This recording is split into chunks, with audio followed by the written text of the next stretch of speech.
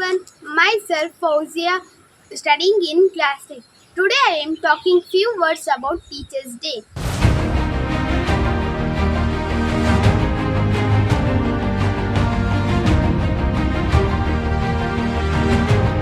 ಮೂರ್ತಿ ಚಿಕ್ಕದಾದರೂ ಕೀರ್ತಿ ದೊಡ್ಡದು.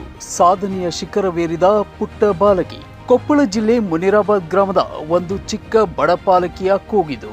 ಅಪಾರ ಬದ್ಧತೆ, ಸಾಧನೆಯ ತವಕ, ಶ್ರದ್ಧೆಗೆ ಯಶಸ್ಸು, ಕಟ್ಟಿಟ್ಟ ಬುತ್ತಿ ಎಂಬ ಪಾಠವನ್ನ ಹೊತ್ತು ತರುತ್ತಿದ್ದಾಳೆ.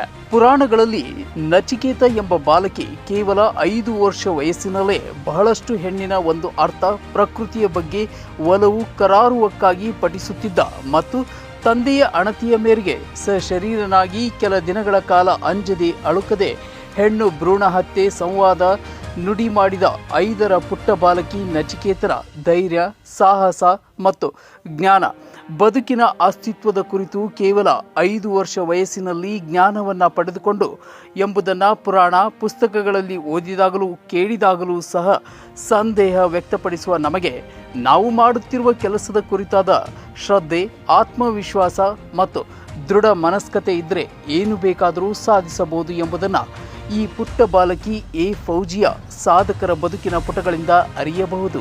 ಈ ಹಿಂದೆ ಒಂದು ಚಿಕ್ಕ ಘಟನೆ. ರಾಜ್ಯಾದ್ಯಂತ ಕೋವಿಡ್ ಸಂದರ್ಭದಲ್ಲಿ ಯಾವುದೇ ಹಬ್ಬ ಹರಿದಿನಗಳಿಗೆ ಅವಕಾಶವಿರಲಿಲ್ಲ.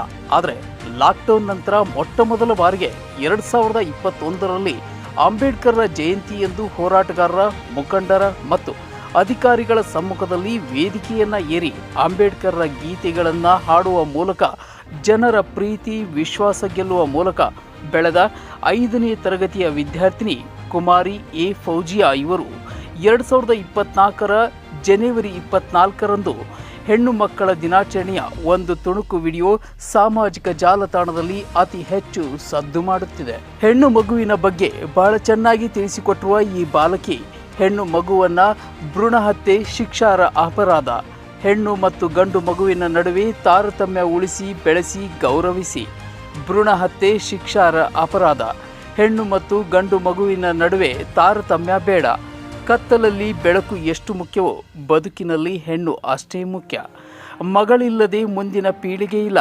ಹೆಣ್ಣೆಂದರೆ ಪ್ರಕೃತಿ, ಹೆಣ್ಣೆಂದರೆ ಸಂಸ್ಕೃತಿ, ಪ್ರಕೃತಿಯನ್ನು ಉಳಿಸೋಣ, ಸಂಸ್ಕೃತಿಯನ್ನು ಬೆಳೆಸೋಣ ಎಂದು ವಿಡಿಯೋ ಮಾಡಿದ್ದನ್ನು ಸಾಮಾಜಿಕ ಜಾಲತಾಣದಲ್ಲಿ ತನ್ನದೇ ಆದ ಒಂದು ಗುರುತನ್ನು ನೀಡಿದ್ದಾಳೆ.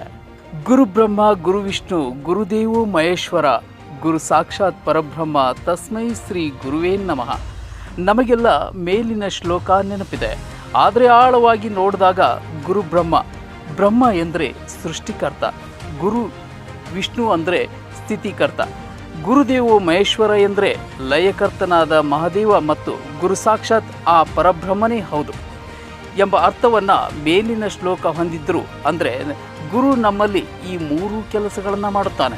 ಗುರುವಿನ ಅರಿವಿಗೆ ನಿಲುಕದ ಯಾವುದೇ ವಸ್ತುವಿಲ್ಲ. ಈ ಅಖಂಡ ಬ್ರಹ್ಮಾಂಡ ಮಂಡಲದ ಪ್ರತಿಯೊಂದು ವ್ಯಾಪ್ತಿಯು, ಪ್ರತಿಯೊಂದು ಚರಾಚರ ಜೀವಿಗಳು ಗುರುವಿನ ದೃಷ್ಟಿಯಿಂದ ಹೊರತಲ್ಲ. ಎಲ್ಲೆಲ್ಲೂ ಅಜ್ಞಾನದ ಕತ್ತಲೆ ತುಂಬಿದಾಗ ಜ್ಞಾನದ ಸ್ಫಟಿಕದ ದಿವ್ಯ ಜ್ಯೋತಿಯನ್ನು ಹಿಡಿದು ಬಂದಾತನೇ ಗುರು ಎಂದು ಶ್ಲೋಕ ಮುಂದುವರಿಯುತ್ತದೆ. ಹೀಗೆ ಗುರುವಿನ ಮಹಿಮೆಯನ್ನು ನಮ್ಮ ಹಿರಿಯರು ಹಾಡಿ ಹೊಗಳಿದ್ದಾರೆ. ಗುರು ಬ್ರಹ್ಮ, ಗುರು ವಿಷ್ಣು, ಗುರುದೇವೋ ಮಹೇಶ್ವರ, ಗುರು ಸಾಕ್ಷಾತ್ ಪರಬ್ರಹ್ಮ, ತಸ್ಮೈ ಶ್ರೀ ಗುರುವೇ ನಮಃ. ಓಂ ಶಾಂತಿ ಶಾಂತಿ ಶಾಂತಿ means the Guru is Brahma, the Guru is Vishnu, the Guru is Maheshwara, Shiva. The Guru is self-revealing, limitless to the Brahman. Salutation to the river to Guru. ಓರ್ವ ವೈದ್ಯ ತಪ್ಪು ಮಾಡಿದ್ರೆ ಒಬ್ಬ ರೋಗಿ ತನ್ನ ಜೀವನವನ್ನು ಕಳೆದುಕೊಳ್ಳಬಹುದು. ಒಬ್ಬ ಇಂಜಿನಿಯರ್ ತಪ್ಪು ಮಾಡಿದರೆ ಹಲವಾರು ಜನ ದಾರಿ ತಪ್ಪಬಹುದು. ಓರ್ವ ಶಿಕ್ಷಕ ತನ್ನ ಮೌಲ್ಯಗಳನ್ನು ಬಿಟ್ಟುಕೊಟ್ಟು ನಡೆದರೆ ಒಂದಿಡೀ ಜನಾಂಗವೇ ಹಾದಿ ತಪ್ಪಬಹುದು. ಶಿಕ್ಷಕನ ಮೇಲೆ ಅತ್ಯಂತ ಹೆಚ್ಚಿನ ಜವಾಬ್ದಾರಿ ಇದೆ ಹಾಗೂ ಆ ಜವಾಬ್ದಾರಿಯನ್ನು ಹೊರುವ ಗಟ್ಟಿತನವು ಆತನಲ್ಲಿ ಇರುತ್ತದೆ. ಅರಿತವ ಅವುಗಳನ್ನು ಒಳಿತು ಕೆಡಕುಗಳನ್ನು ತಿಳಿದವ ಹಂಸಕ್ಷರ ನ್ಯಾಯದಂತೆ ಒಳ್ಳೆಯದನ್ನು ಮಾತ್ರ ತೆಗೆದುಕೊಂಡು ಕೆಟ್ಟದ್ದನ್ನು ತೆಗೆದುಹಾಕುವ, ಪ್ರೀತಿಯಿಂದ ತಿಳಿ ಹೇಳುವ, ಸಮಯ ಬಂದರೆ ತಿದ್ದಿ ಬುದ್ಧಿ ಹೇಳುವ ತಂದೆ ತಾಯಿಯರ ನಂತರದ ಸ್ಥಾನದಲ್ಲಿರುವ ವ್ಯಕ್ತಿ ಗುರು. ಗು ಎಂದರೆ ಕತ್ತಲು, ರು ಎಂದರೆ ಕಳೆಯುವ. ಹೀಗೆ ನಮ್ಮ ಬದುಕಿನ ಕತ್ತಲು ಕಳೆಯುವ ಏಕೈಕ ವ್ಯಕ್ತಿ ಎಂದರೆ ಅದು ಗುರು ಮಾತ್ರ. ಅಂದರೆ ಶ್ರೀ ಗುರುವನ್ನ ನೆನೆದರೆ ವಿಪತ್ತು ಬಾರದು, ಗುರುವನ್ನ ನೋಡಿದರೆ ಭವಗಳು ತೊಲಗುವು, ಪಾದದಲ್ಲಿ ಶರಣಾದರೆ ಸುಖವಾಗುವುದು ಎಂಬ ಎ ಫೌಜಿಯ ನುಡಿಯಂತೆ ಗುರುವಿನ ಗುಲಾಮನಾಗುವ ತನಕ ದೊರೆಯದಣ್ಣ ಮುಕುತಿ ಎಂಬ ಅರಿವನ್ನ ಹೊಂದಿ ಗುರುಗಳನ್ನು ಗೌರವಿಸುವ ಈ ದಿನ ಎಲ್ಲ ಶಿಕ್ಷಕರಿಗೂ ಶಿಕ್ಷಕರ ದಿನಾಚರಣೆಯ ಶುಭಾಶಯಗಳನ್ನು ಕೋರುತ್ತಾಳೆ. When the student wanted to honor him on his birthday, Dr. Radhakrishnan suggested that they instead dedicate the day to all the wonderful teachers who work tirelessly to shape our mind and hearts. Teachers are like guiding stars, showing us the path when we